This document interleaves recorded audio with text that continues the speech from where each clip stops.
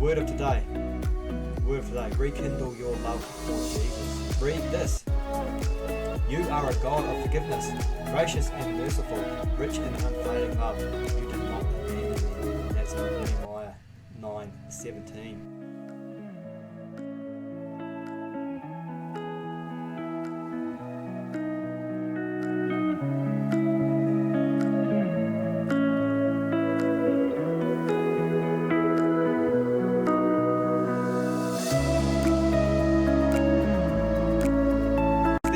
There's some more powerful words of the day for you.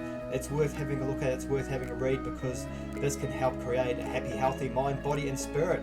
Like I said, it's stood this test of times, and the great thing about the gospel and the word of God is that it's the complete opposite to the agenda. It's all about love, a foundation of love, setting your good morals and standards, and also on creating abundance, prosperity, happiness and joy, and healing as well. That's what it's all about. That's why these guys want to get rid of it, because they want to control the world through fear and uncertainty. Now, there's been a bit of a energetic shift happening in the world these days, where more and more people are coming back to the power of the Holy Spirit. So there's an energy in the air, there's an enthusiasm in the air, and there's an excitement in the air as well, because it's all starting to happen.